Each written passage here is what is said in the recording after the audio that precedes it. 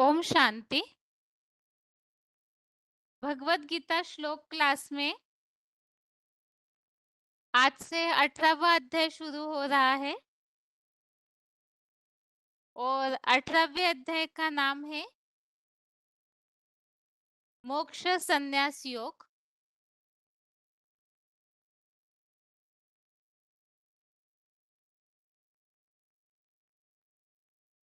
भगवत गीता में पहले अध्याय से लेकर के 17वें अध्याय तक हमने अध्याय के नामों सहित अलग-अलग बातों को समझा है।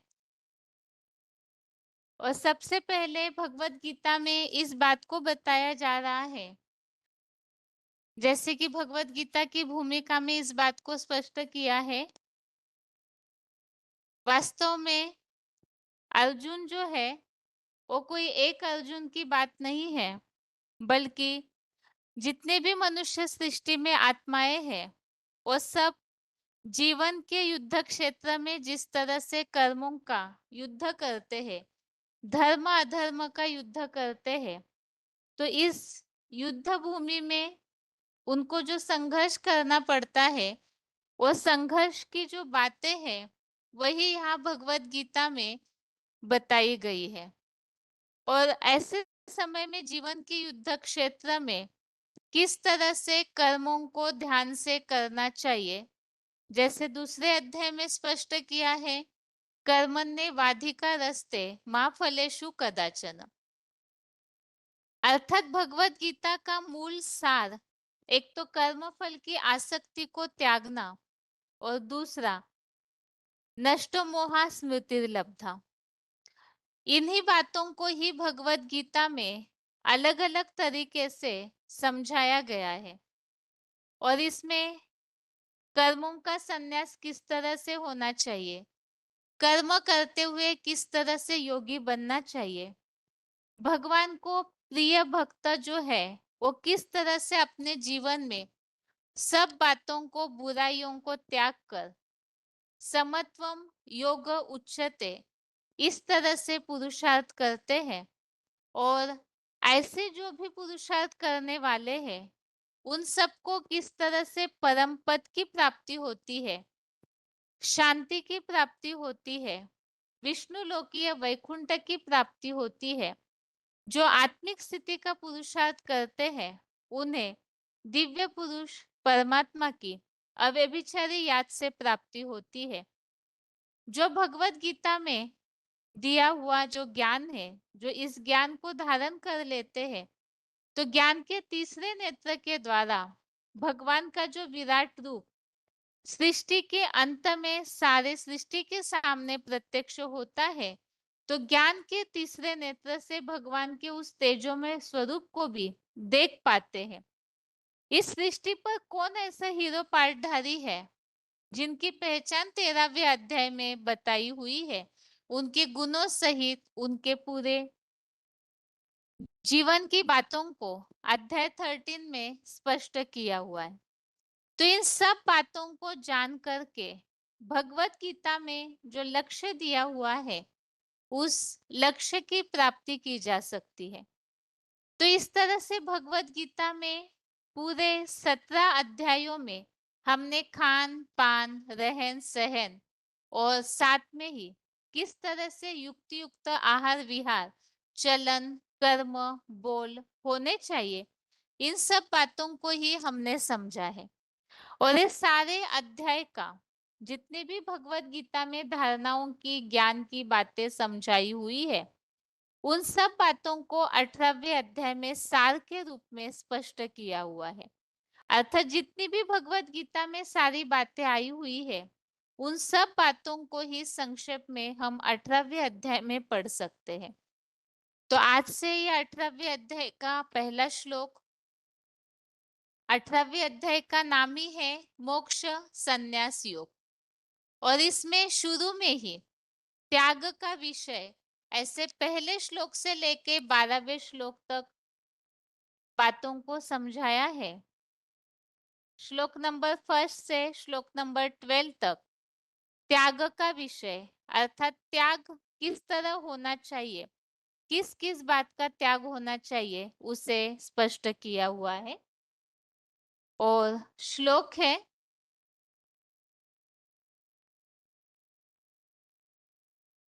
अर्जुन उवाच संन्यासस्य महाबाहो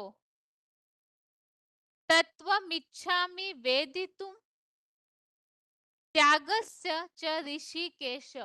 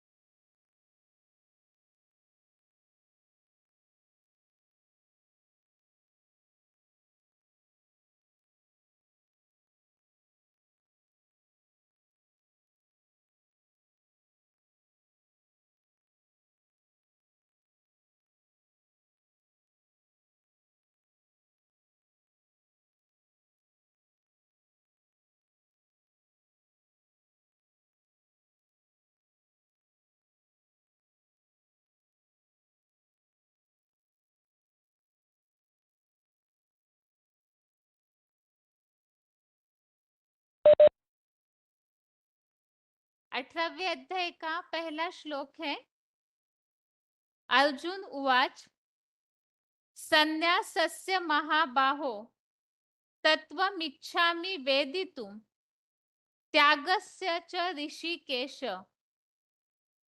पृथक् केशि निषिदुन।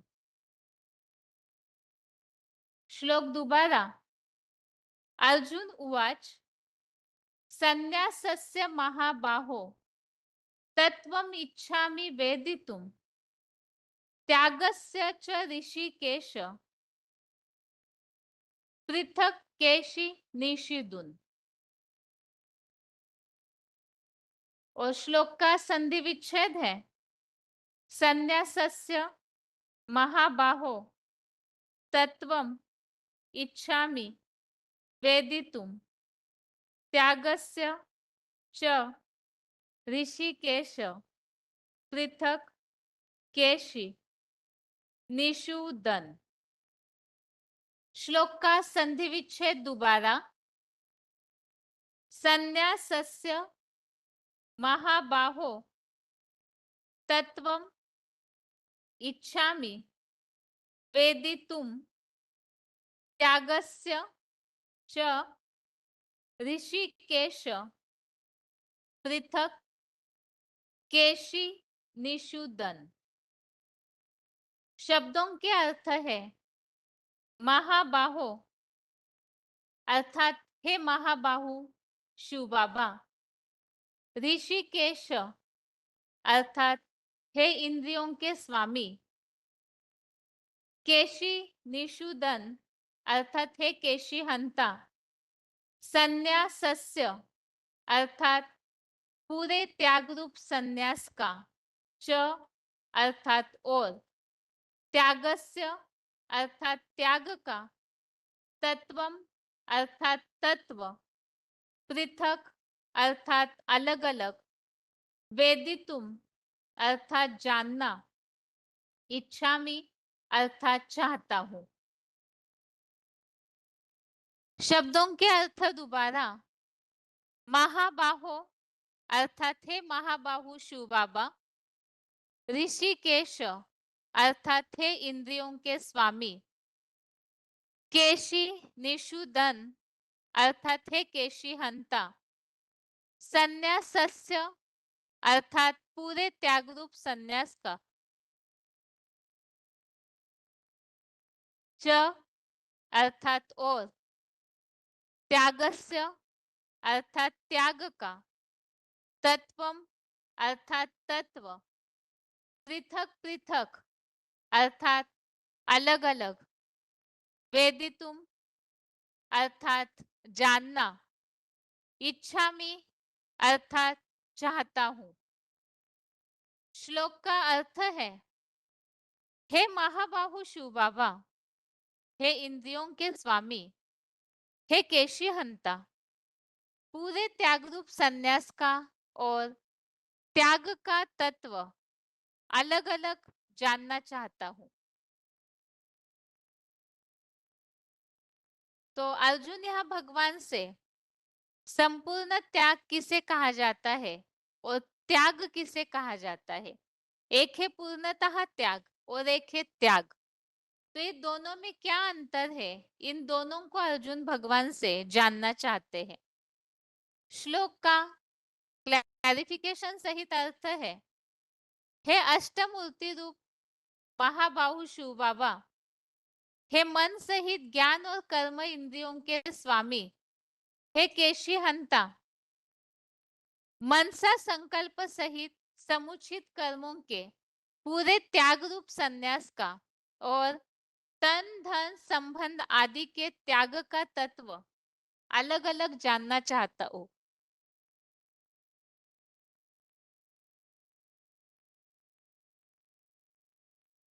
तो श्लोक का अर्थ तो हमने समझा। एक तो है मनसा संकल्प सहित समुचित कर्मों के पूरे त्याग रूप संन्यास, अर्थात मनसा संकल्प सहित सब कुछ त्यागना। और एक है केवल तन धनादि का त्याग। तो इसमें अलग अलग प्रकार की बातें आती है। एक तो सन्यासी है जो तन मन धन इसको त्यागते हैं, लेकिन मनसा के संकल्प से जो पूर्णतः त्याग करना चाहिए उसे नहीं कर पाते हैं। इस प्रसंग में जैसे कि हमने अध्याय 3 में श्लोक समझा था, अध्याय 3 का श्लोक नंबर 6, इसमें सन्यासियों की एक आदत बताई हुई है, कर्मेंद्रिया में संयम्य या अस्ते मनसा स्मरण इंद्रियार्थान विमूढ़ात्मा मिथ्याचार से उच्यते। अर्थात ऐसे कोई मूर्ख होते हैं जो स्थूल कर्मेंद्रियों को रोककर इंद्रियों के विषयों को मनसा से याद करता हुआ बैठा रहता है, वो पाखंडी या ढोंगी कहा जाता है। ऐसे भी है कि तन मन धन का त्याग तो कर लेते हैं, इंद्रियों को जबरियन कंट्रोल कर लेते हैं, लेकिन मनसा से पूरी तरह से त्याग नहीं कर पाते हैं, तो उन्हें ढोंगी कहा गया है। और भगवत गीता में संपूर्ण त्याग के लिए तो बताया हुआ है, जैसे अध्याय 6 में जहाँ बात चल रही है पूरी तरह त्याग की, इसमें बताया हुआ है,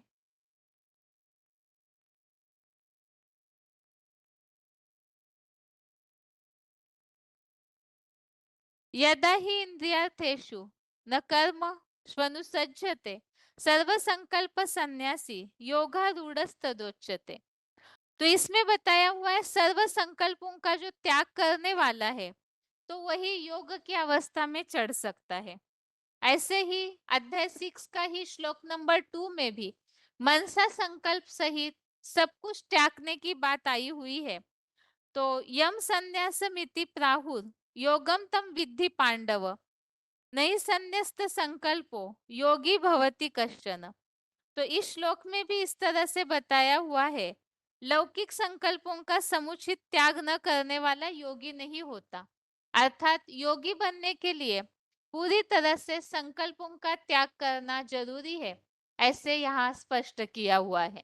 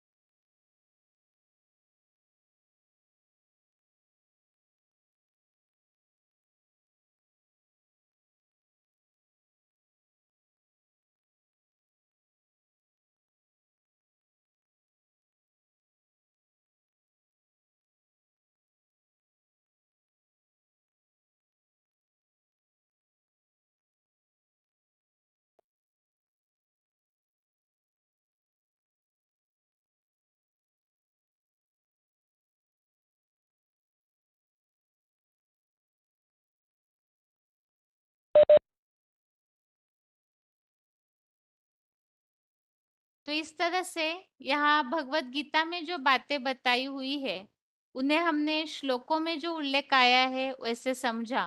बाकी अर्जुन ये जानना चाहते हैं कि सिर्फ त्याग करना और संपूर्ण त्याग करना, इसमें क्या अंतर है और वो किस तरह से होता है। तो यहाँ पर VCD नंबर 2437 का पॉइंट है। VCD नंबर 2437 इसका पॉइंट है, नहीं संन्यस्त संकल्पो योगी भवति कश्चन। जिसने संकल्पों का त्याग नहीं किया वो योगी कोई कैसे हो सकता है। और भी बोला है, सर्व संन्यस्त संकल्पो सर्व संकल्प सन्यासी। जब संकल्पों का संन्यास कर लेता है वही योग निष्ठ है, वही विशेष योग में स्थिर होने वाला कहा जाता है। तो मनसा संकल्प सहित समुचित कर्मों के पूरे त्याग रूप संन्यास का, अर्थात मनसा के संकल्प में ही पूरी तरह से त्याग करना, क्योंकि मन में त्याग नहीं किया तो उसे योगी नहीं कहेंगे। तो योगी की परिभाषा ही है निसंकल्पी स्टेज, निराकारी निर्विकारी बनना और निसंकल्पी स्टेज। तो ऐसी स्टेज इसे बोला है संपूर्ण त्यागी। और एक है कि तन धन संबंध आदि का केवल त्याग करना। तो ये दोनों तत्व अलग अलग है। तो एक किस तरह से होता है, इसके लिए अर्जुन भगवान से पूछ रहे हैं। तो ये तो अर्जुन ने भगवान से जानने की जिज्ञासा उत्पन्न की है। आगे इसका समाधान अगले श्लोकों में स्पष्ट किया है। बाकी त्याग और सर्वस्व त्यागी क्या होता है उसे हम पॉइंट के द्वारा समझेंगे। वैसे मुरलियों में अलग अलग प्रकार से इन बातों को समझाया है, उसमें से ही कुछ पॉइंट्स ही लिए हुए हैं जिससे द्वारा हम त्याग और संपूर्ण त्याग इसमें क्या अंतर है उसे समझ पाएंगे। अभी पहले इस श्लोक का उच्चारण।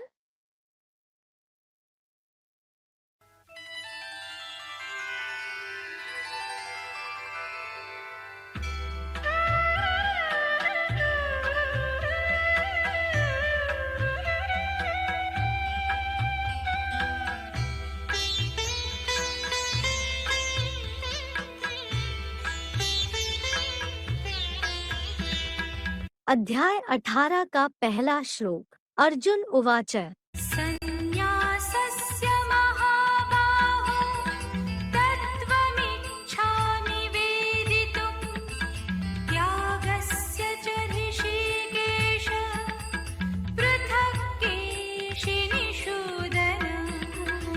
अर्जुन ने कहा, महाबाहो ऋषिकेश केशनिषूदन, हे महाबाहु शिव बाबा, हे इंद्रियों के स्वामी, हे केशिहंता, संन्यासस्य च त्यागस्य तत्वम्। पूरे त्यागरूप संन्यास का और त्याग का तत्व पृथक वेदितुम इच्छामि। अलग अलग जानना चाहता हूँ। महाबाहो ऋषिकेश केशिनिषूदन संन्यासस्य च त्यागस्य तत्वम् पृथक वेदितुम इच्छामि। भावार्थ, हे अष्टमूर्ति रूप महाबाहु शिव बाबा, हे मन सहित ज्ञान और कर्म इंद्रियों के स्वामी, हे केशिहंता, मनसा संकल्प सहित समुचित कर्मों के पूरे त्यागरूप संन्यास का और तन धन संबंधादि के त्याग का तत्व अलग अलग जानना चाहता हूँ। अध्याय 18 का दूसरा श्लोक।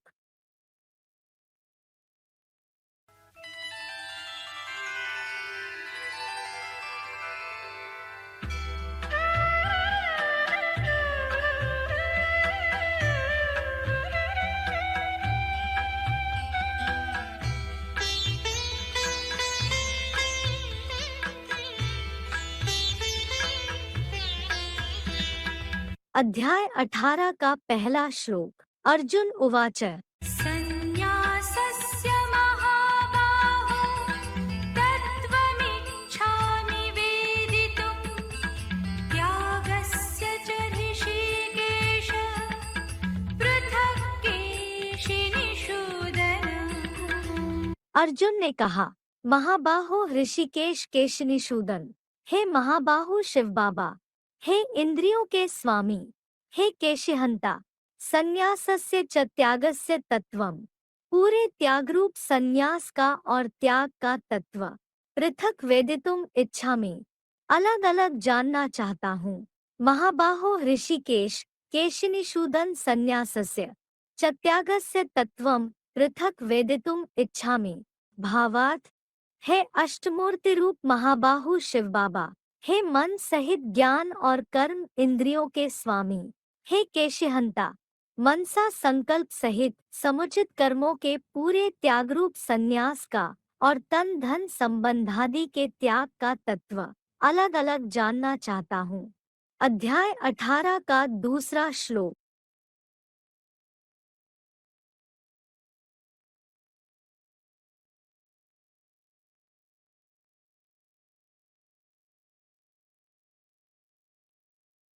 अभी श्लोक में जो बात आई है, मनसा संकल्प सहित पूरा त्यागरूप संन्यास, वो क्या होता है, इस बारे में इस पॉइंट में बताया हुआ है कि किस तरह से सब कुछ त्याग करना चाहिए।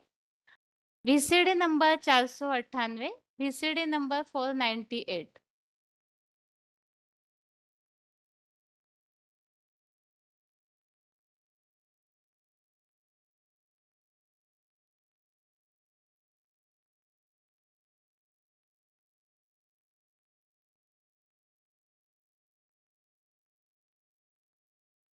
अगला पॉइंट है जो श्लोक में बात आई है, तन धन संबंध आदि के त्याग का तत्व। तो तन धन धाम संबंध इन सब का त्याग किस तरह से करना है, उस प्रसंग में VCD number 1111, VCD number 1111 27 minute 27 minutes के बाद से लिया हुआ पॉइंट। ब्राह्मणों का काम क्या है? ज्ञान लेना, ज्ञान देना। जो बाप का धंधा सो बच्चे का धंधा। उस धंधे के करने में भले बैगर बनना पड़े, क्योंकि जिस दुनिया में बाप आते हैं उस दुनिया में दुनियावी धंधे तो फलीभूत होते हैं, लेकिन ईश्वरीय धंधा फलीभूत नहीं होता है। तो जो बच्चे अपना तन मन धन धाम सुहृद परिवार की बाजी लगा करके उस धंधे में लग जाते हैं जो बाप का धंधा है, तो उन्हें फुल बैगर बनना पड़ता है। ऐसे जो फुल बैगर बनेंगे, बाप को फॉलो करेंगे, ईश्वरीय सेवा में अपना सब कुछ अर्पण कर देंगे, अर्पण कर देंगे। क्या? धन भी अर्पण करें और तन भी क्या करें, तन भी स्वाहा करें, तन की शक्तियां भी स्वाहा कर दे। तन से मजे लेने वाली बात नहीं। क्या अगर तन से ब्राह्मणों की दुनिया में पांडवों ने जैसे किया वैसे ही करें, कौरवों की तरह नहीं। क्या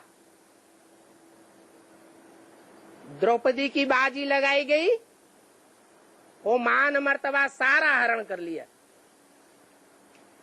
पांडवों का लगाया हुआ धन भी यूज कर लिया, अपना अपनी मुट्ठी में रखा, अपने यूज में लगाया और पांडवों का भी ले लिया। ऐसे नहीं, कैसे? अपना सर्वस्व स्वाहा करे और दूसरों का जो दिया हुआ धन है उसे तो लेने की इच्छा बिल्कुल होनी ही नहीं चाहिए। इच्छा मात्र विद्या। तो ऐसे जो फुल बैगर बनते हैं वो फिर माला के 108 दाने बनते हैं और संसार में हर धर्म में सिमरण किए जाते हैं। अगला पॉइंट है, इसमें भी यही बात बताई हुई है, तन धन संबंध आदि के त्याग का तत्व। वार्तालाप नंबर 1326, डिस्कशन नंबर 1326। कहते हैं जितना गुड़ डालेंगे उतना ही मीठा होगा। तो अच्छे से अच्छा पुरुषार्थ करने के लिए, अच्छी से अच्छी याद करने के लिए गीत भी बनाया हुआ है। क्या गीत बनाया हुआ है? हैं? उस गीत का अर्थ है जहां हमारा तन होगा वहां हमारा मन होगा। अगर आधा तन लौकिक में लगावेंगे, लौकिक संबंधियों की सेवा में लगावेंगे और आधे तन की ताकत ईश्वरीय सेवा में लगावेंगे तो आधी याद आएगी या संपूर्ण याद आएगी? आधी याद आएगी। ऐसे ही जिंदगी का कमाया हुआ आधा धन ईश्वरीय सेवा में लगावेंगे और आधा धन आसुरी दुनिया की सेवा में लगावेंगे तो रिजल्ट क्या आवेगा? 100% रिजल्ट आवेगा या पूरा रिजल्ट आवेगा? है 50% ही रिजल्ट आवेगा। मन अगर 100% मन के संकल्प ईश्वरीय दुनिया के कंस्ट्रक्शन में लगावेंगे तो 100% रिजल्ट आएगा, अच्छी याद आएगी। अगर 50% मन के संकल्प फिल्मी दुनिया में लगा दिए तो 50% कम से कम दुनिया याद आएगी कि नहीं आएगी? आएगी। तो रिजल्ट क्या निकला? क्या निश्चित हुआ कि तन की ताकत, मन की ताकत और धन की ताकत आज की दुनिया में तन और धन ये बड़ी बात नहीं रह गई। क्या आज कुत्ते कार में घूमते हैं, हवाई जहाज में घूमते हैं, बिल्ली हवाई जहाज में घूमती है, मनुष्य सड़कों पे पड़े पड़े मर रहे हैं। तो मनुष्य के तन की ज्यादा ताकत है, ज्यादा वैल्यू है या जानवरों की ज्यादा वैल्यू है? तो तन की कोई खास वैल्यू नहीं है।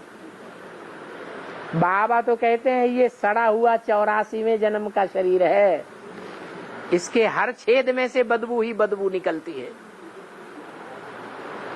कोई छेद ऐसा है शरीर में जिसमें से खुशबू निकलती हो? कोई छेद ऐसा नहीं है। तो ये सड़ा हुआ 84वें जन्म का अंतिम तन है। बाबा कहते हैं ये तुम्हारे पास कखपन है। क्या कखपन है? इसे अर्पण कर दो। धन की भी कोई वैल्यू नहीं है। तन और धन से भी ज्यादा आज मनुष्य के पास जो समय है उसकी वैल्यू ज्यादा है। बहुत से ऐसे हैं जो अपना धन लुटाए देते हैं ईश्वरीय सेवा में, लेकिन टाइम नहीं देते। बहुत ऐसे हैं जो अपनी बीवी बाल बच्चों को भी स्वाहा कर देते हैं, लेकिन अपने कारखाने नहीं छोड़ते। अपनी लौकिक दुनिया का जो महत्व है उसे ज्यादा देते हैं। तो समय की वैल्यू ज्यादा हुई या तन की और धन की वैल्यू ज्यादा हुई? समय की वैल्यू आज की दुनिया में सबसे जास्ती है। तो तन भी ईश्वरीय सेवा में अर्पण करना है, धन भी अर्पण करना है, और समय भी 24 घंटे में से 12 घंटे ईश्वरीय सेवा में लगाएंगे और 12 घंटे आसुरी दुनिया में लगाएंगे। तो रिजल्ट आधा आधा आएगा या 100% आएगा? आधा आधा ही आएगा। आगे रही संबंधों की ताकत। जो भी लौकिक दुनिया के संबंध हैं, मान लो हमारा कोई दोस्त है बचपन का, और वो बचपन का दोस्त अभी बड़ा मिनिस्टर बन गया, तो संबंध तो है ना, संबंध की ताकत तो है ना। अगर कोई उस ताकत को, अपने बचपन के संबंध की ताकत को ईश्वरीय सेवा में लगाना चाहे तो लगा सकता है कि नहीं लगा सकता है? लगा सकता है। हिम्मत करे तो लगा सकता है। तो अगर लगाता है, चाहे छोटा संबंधी हो चाहे बड़ा संबंधी हो, सारे संबंधों की ताकत, जितनी भी जानकारी है ईश्वरीय सेवा में लगाता है, तो उसका उजूरा मिलेगा कि नहीं मिलेगा?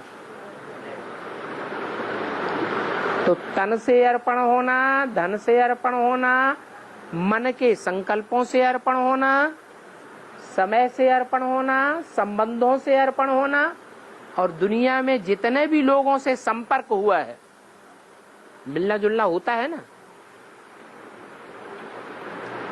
कोई ऐसे भी संपर्की होते हैं कि जिंदगी में ट्रेन में एक ही बार मिले हैं, संपर्क हो जाता है और जान पहचान हो जाती है।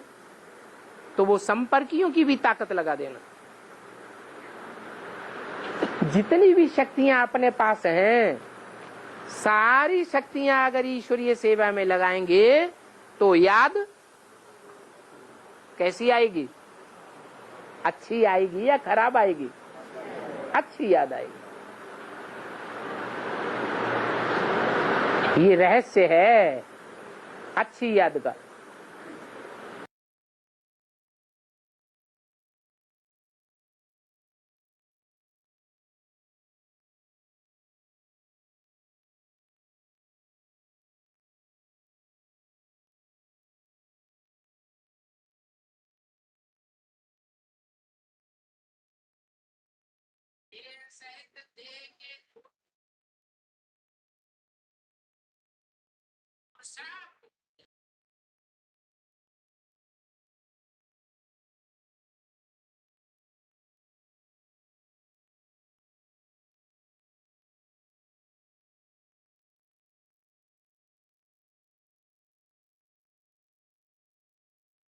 देह सहित देह के जो भी धर्म हैं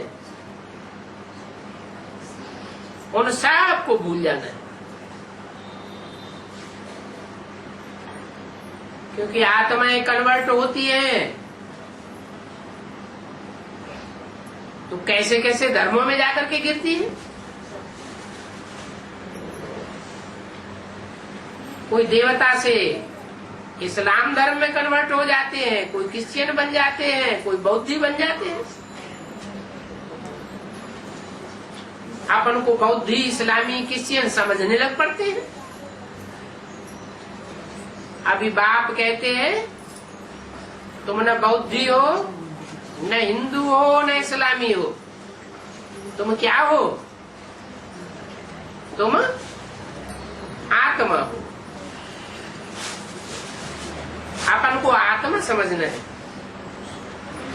इन देह के धर्मों को भूल जाना है। देह के धर्मों को भूलेंगे तो उन धर्म पिताओं को भी भूलना पड़ेगा। आत्माओं का जो बाप है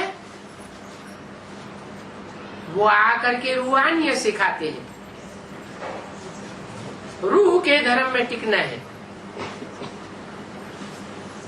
अभी हम इस शरीर को छोड़ करके अपने घर जाते हैं, इसे कहते हैं रूहानी धाम, सोल वर्ल्ड, सुप्रीम एबोर्ड, ऊंचे से ऊंचा घर है। ये पक्का याद कर लो बुद्धि में। इस घर में सबको वापस जाना पड़ेगा। हम आत्मा हैं, ये भी याद रहे और अपने घर की भी याद रहे। ये कब होगा? ये तब होगा जब इस सारी दुनिया से बुद्धि का संन्यास हो जाए। न्यास माना त्याग, संन्यास माना संपूर्ण त्याग।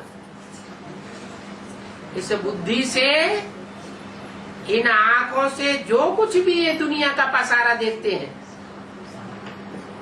इस सब से बुद्धि योग हट जाना चाहिए। इस शरीर का भी संन्यास तो सबका संन्यास। देह और देह के जो भी संबंध है, जो भी पदार्थ है, सब से ममत्व हटाना है।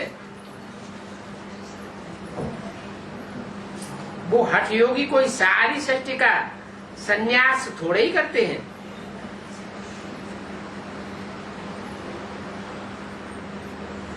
तुम तो सारी दुनिया का संन्यास करते हो।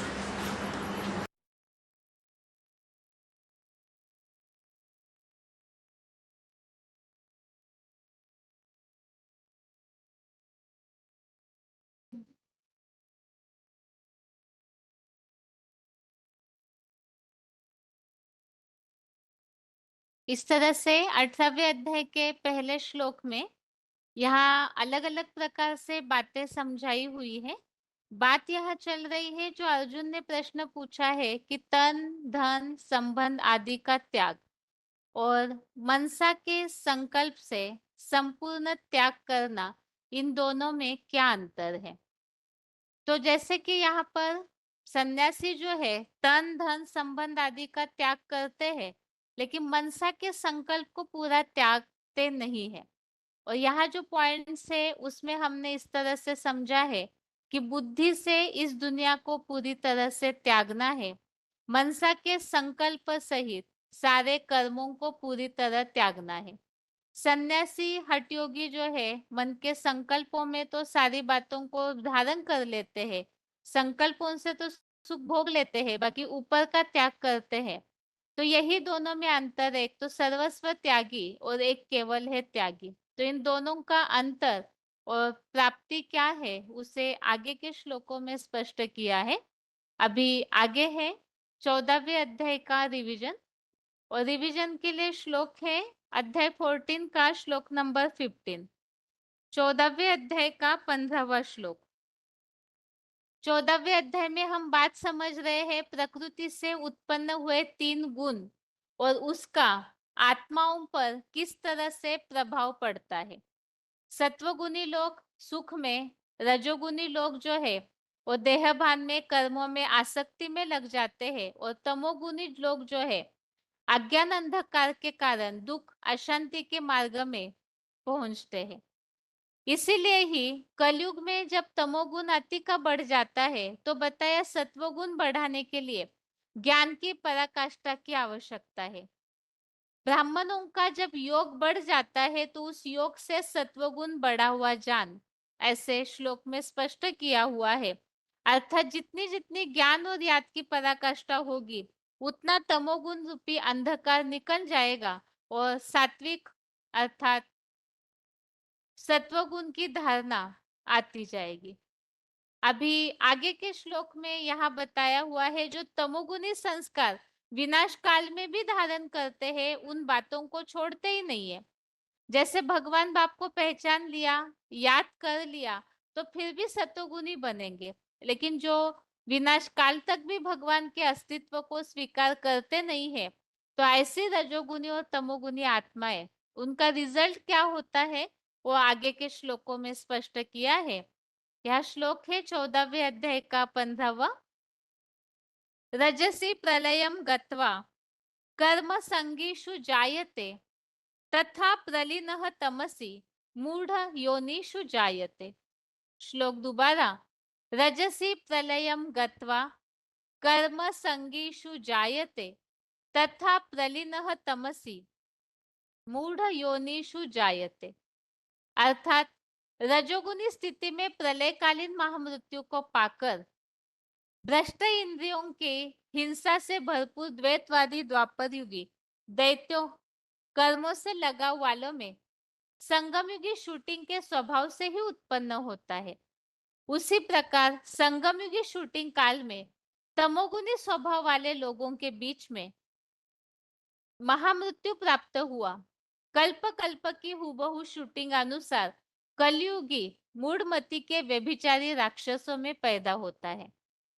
तो इस तरह से यहाँ श्लोक में इस बात को बताया है, अगर विनाश काल तक भी अपने इन आदतों को, संस्कारों को जो आत्माएं नहीं छोड़ पाती है, भगवान को पहचान कर अपने को सत्वगुणी नहीं बना पाते हैं, तो उनके लिए बताया हुआ है विनाश काल में अपने उसी स्थिति में, रजोगुणी स्थिति में ही महामृत्यु पाएंगे, क्योंकि भगवान को पहचान भी लिया अंतिम समय में, लेकिन इतना पुरुषार्थ के लिए समय नहीं रहेगा जो अपने पूरे पापों को नष्ट करे और सत्वगुणी बन पाए। तो उनमें वही संस्कार रह जाता है और ऐसी आत्माएं संगम युग में वैसा फाउंडेशन डालने के कारण द्वापर युग में वैसे ही जन्म लेते हैं। एक बात जो हमने 13वें अध्याय में भी समझी है और 8वें अध्याय में भी जो बताया हुआ है, पुनः इस दुखी संसार में लौटकर नहीं आते।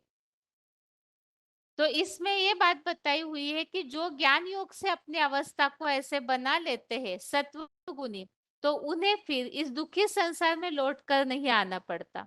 लेकिन जिन्होंने अवस्था बनाई नहीं, तो फिर संगमयुगी शूटिंग के फाउंडेशन के अनुरूप कारण से उन्हें ऐसे ही स्थिति में अर्थात द्वापर युग में ही जन्म मिलता है।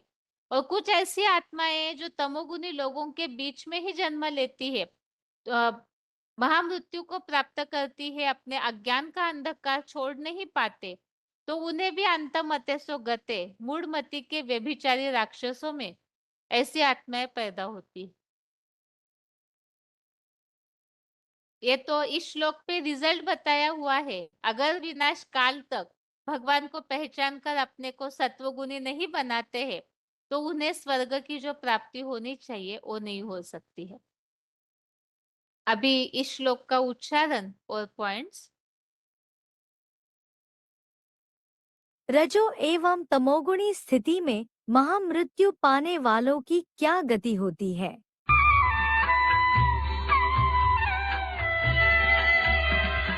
रजसि प्रलयं गत्वा कर्मसङ्गिषु जायते तथा प्रलीनस्तमसि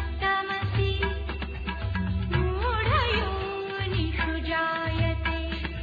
रजोगुणी स्थिति में प्रलयकालीन महामृत्यु को पाकर भ्रष्ट कर्मेंद्रियों की हिंसा से भरपूर द्वैतवादी द्वापरयुगी दैत्य कर्मों से लगाव वालों में संगमयुगी शूटिंग के स्वभाव से ही उत्पन्न होता है। उसी प्रकार संगमयुगी शूटिंग काल में तमोगुणी स्वभाव वाले लोगों के बीच में महामृत्यु प्राप्त हुआ कल्प कल्प की हूबहू शूटिंग अनुसार कलहयुगी मूढ़मती के व्यभिचारी राक्षसों में पैदा होता है। रजोगुणी का संगमयुगी रजो एवं तमोगुणी स्थिति में महामृत्यु पाने वालों की क्या गति होती है?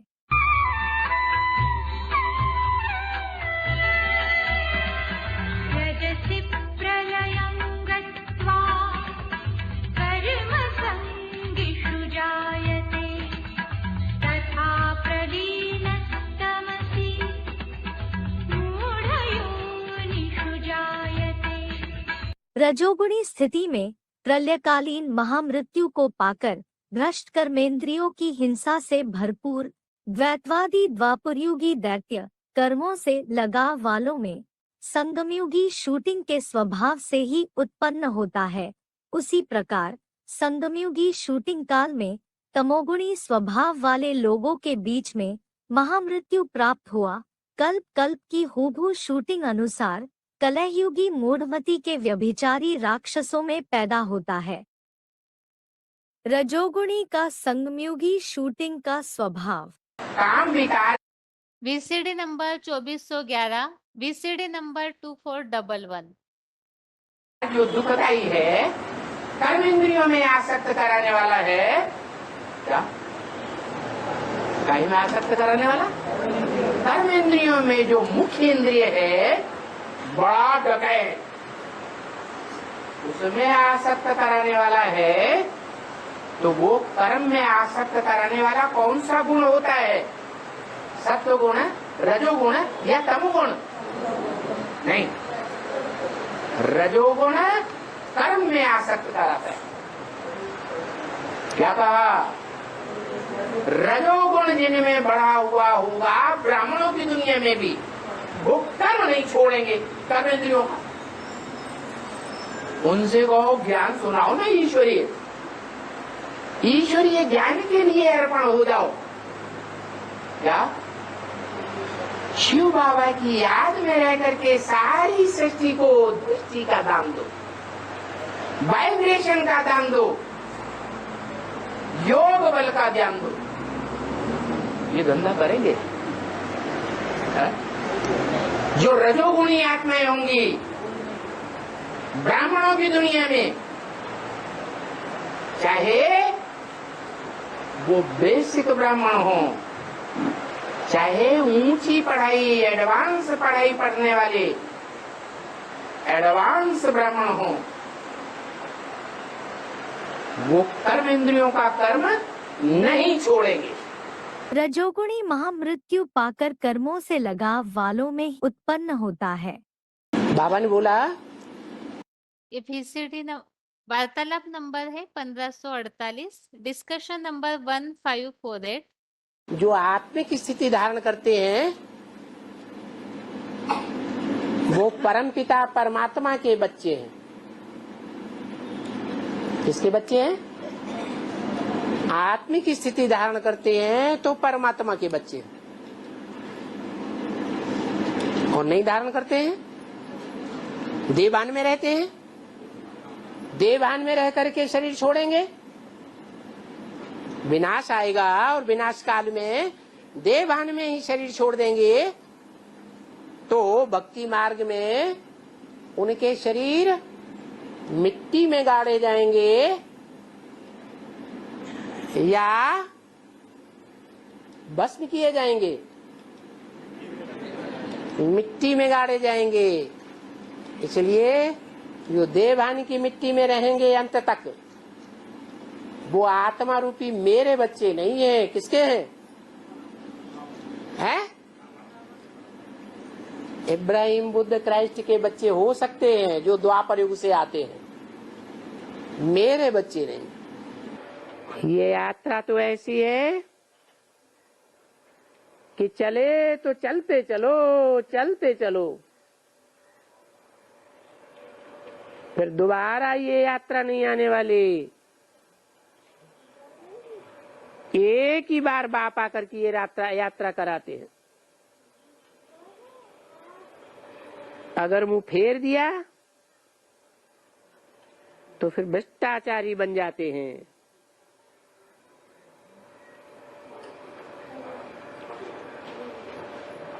मुंह तो फेरते हैं ना, बहुत फेरते हैं।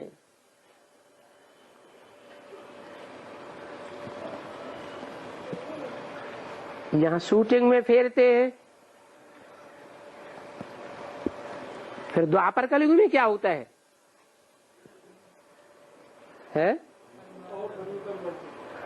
बहुत हैं जो दूसरे धर्मों में कन्वर्ट हो जाते हैं।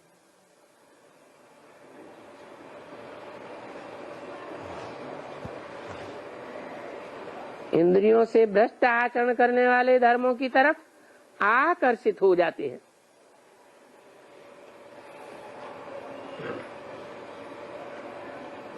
तो कहेंगे मुंह तो फेर लिया ना। कल चित्र में भी तो बताया ना कि राम की तरफ से मुंह फेर दिया, परमपिता परमात्मा की तरफ से मुंह फेर दिया और वापस आकर के बैठ गया। वो श्रेष्ठाचारी धंधा छोड़ दिया तो फिर भ्रष्टाचारी बन जाते हैं। देखो बनते हैं ना ऐसे, चलते चलते फिर वो थक जाते हैं, फिर वही और ही जास्ती भ्रष्टाचारी बन जाते। समझा ना? एक तो भ्रष्टाचार करेंगे, दूसरा जो बहुतों को नुकसान पहुंचेगा, क्योंकि जो श्रेष्ठाचारी बनते हैं वो बहुतों को श्रेष्ठ बनाते हैं और फायदा भी पहुंचाते हैं। और जो फिर भ्रष्टाचारी बनते हैं सो फिर औरों को भी नुकसान करते रहते हैं, खुद भी नुकसानकारक बनते हैं। तमोगुणी का संगमयुगी शूटिंग का स्वभाव। अभी ब्राह्मणों की संगम VCD नंबर 1043, VCD नंबर 1043। की दुनिया में भी शूटिंग होती है। शूटिंग पीरियड में जो जितना तमो प्रधान बनते जाते हैं संग के रंग में आने से, उतना खुद भी दुखी अनुभव करते हैं, दूसरों को भी दुख देते रहते हैं। कहते हैं हम भगवान के बच्चे हैं,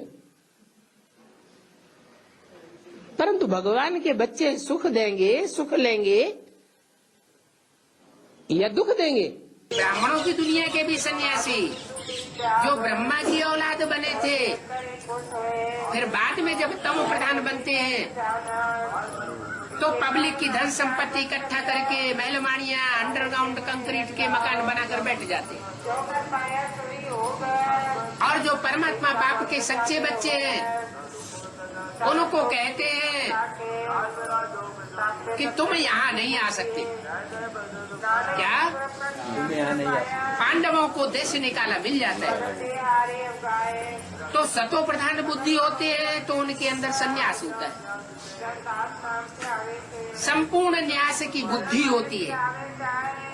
और जब तमो प्रधान बनते हैं तो सब कुछ बटोर करके अपनी मुट्ठी में करके बैठ जाते हैं।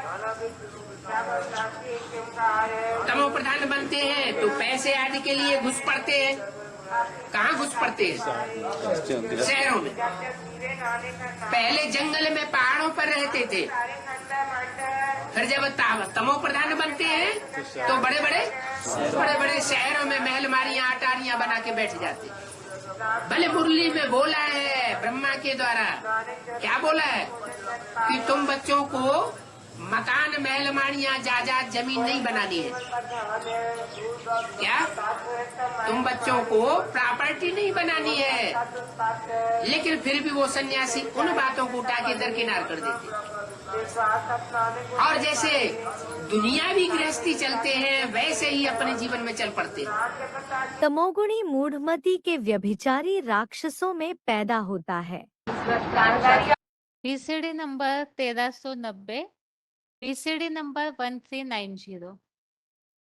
गांधारी और धृतराष्ट्र और धृतराष्ट्र, हाँ, शास्त्रों के अनुसार उनका मृत्यु कब हुआ है, किसी ने पूछा है। शास्त्रों के अनुसार उनका मृत्यु कब हुआ? उनका मृत्यु माने शरीर छोड़ना पड़ा। उनका मृत्यु कब हुआ?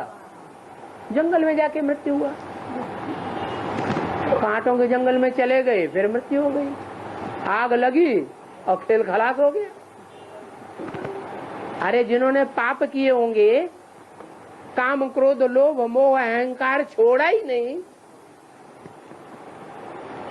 तो आग की दुनिया में मृत्यु होगी या फूलों की दुनिया में मृत्यु होगी? मूढ़ा जन्मनि जन्मनि, ऐसी मूढ़ आत्माएं धधकती हुई नरक की आग में ही जन्म लेती रहेंगी, जो द्वापर युग से प्रज्वलित होती है।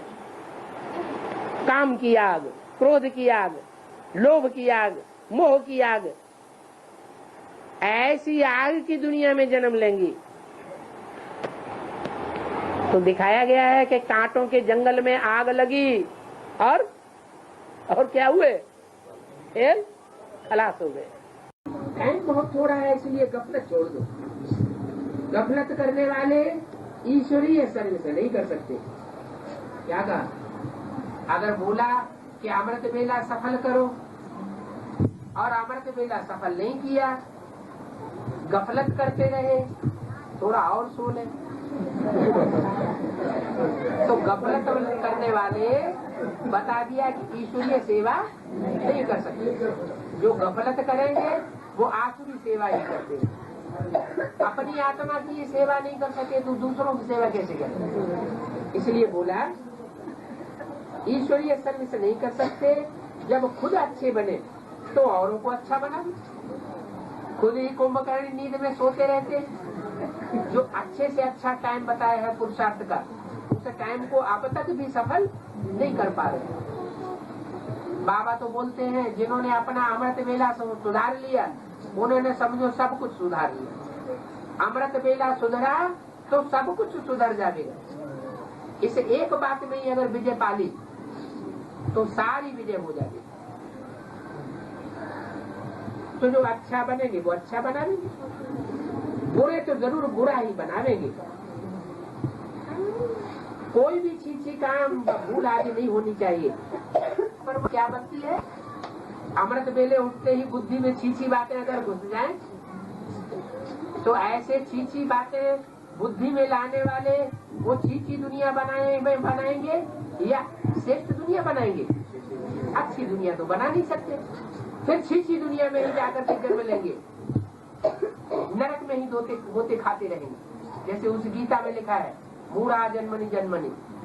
ऐसी मूढ़ आत्माएं जिनकी बुद्धि में बात बैठती नहीं, वो जन्म जन्मांतर नरक की योनियों में जाकर के जन्म लेते रहेंगे। वो स्वर्ग का अनुभव यहाँ भी नहीं कर सकेंगे और आगे आने वाले जन्मों में भी स्वर्ग का अनुभव नहीं कर सकेंगे।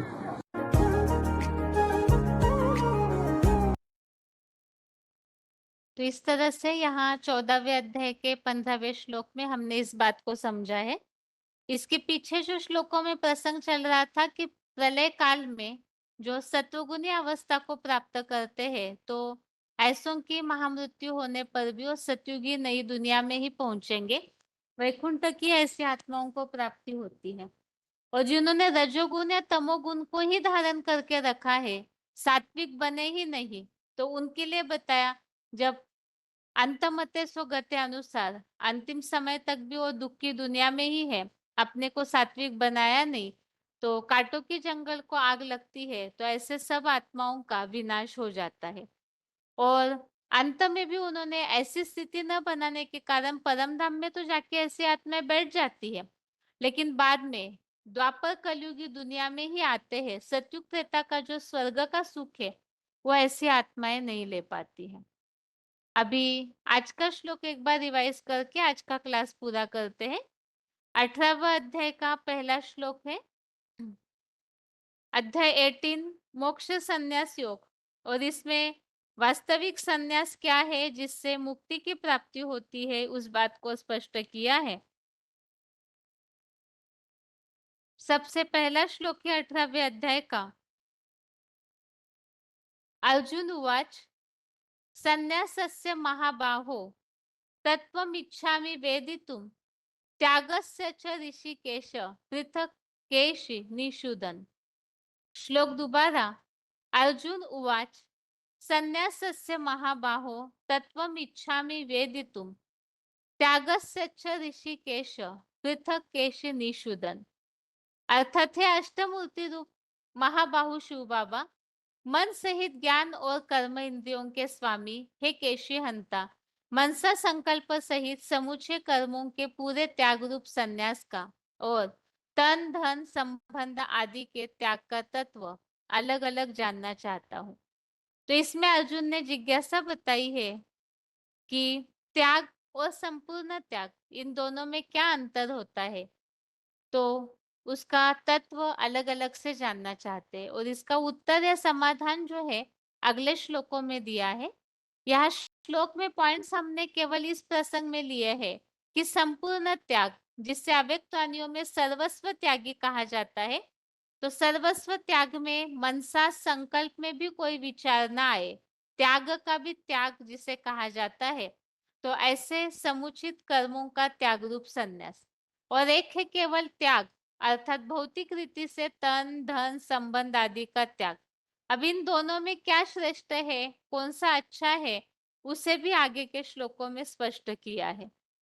बाकी मनसा संकल्प सहित समुचित त्यागी किसे कहा जाता है, इसके लिए हमने पॉइंट समझा कि जिसने संकल्पों का ही त्याग नहीं किया वो योगी कैसे हो सकता है। सर्व संकल्प सन्यासी अर्थात सब संकल्पों का संन्यास कर लेता है, वही योगी योगनिष्ठ कहा जाता है, अर्थात विशेष योग में स्थिर होने वाला कहा जाता है। तो बहुत सारे ऐसे श्लोक है जहाँ याद की परिभाषा की बात चल रही है, उसमें इस बात को बताया हुआ है कि मनसा संकल्पों को पूरी तरह से त्यागना वही योगी कहा जाता है। ये आज के क्लास में 2 श्लोकों के अर्थों को समझा है। 14वें अध्याय का 15वां, अध्याय 14 का 15 और अध्याय 18 का श्लोक नंबर 1। इसके साथ ही आज के लिए गीता क्लास यहाँ ही पूरा करते हैं। ओम शांति।